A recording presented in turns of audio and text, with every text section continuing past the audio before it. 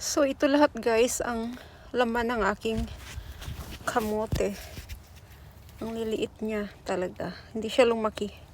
Tingnan ko kung mayroon siyang laman.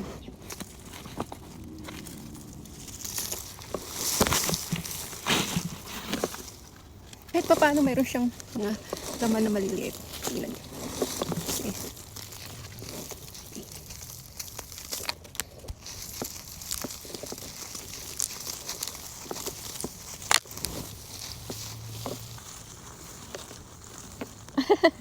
Ang liliit ng mga laman, parang pututoy.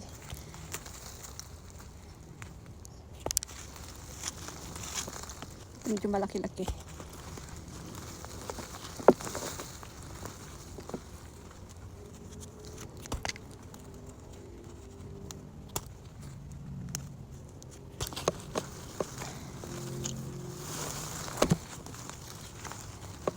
May laman din naman siya guys, kahit pa paano. Ayan.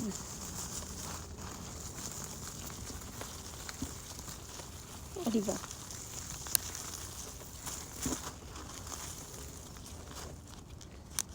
Hindi nga lang lumaki yung laman niya kasi late ko na siyang naitanim. Tinanim ko siya is like July na siguro yun. So, ilang buwan na lang. Tapos na yung summer, taglamig na. So, hindi na talaga siya lumalaki kapag ganito. Next year, aagahan ko na yung pagtanim.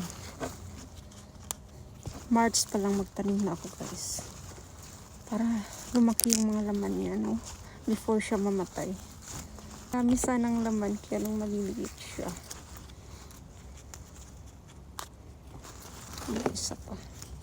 So, ito na yung harvest kong kamuti guys. Parang mapututoy ng bata lang kaliliit. Pero pwede na to pagtiyagaan. Dahil pinaghirapan ko siyang itanim. So, syempre, lulutuin ko siya.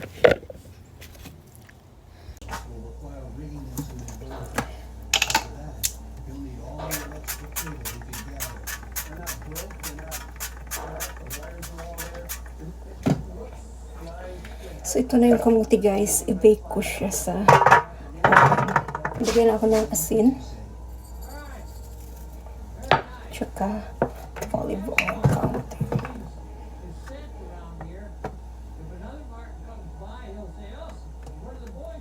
Pantay yung pagkaluto.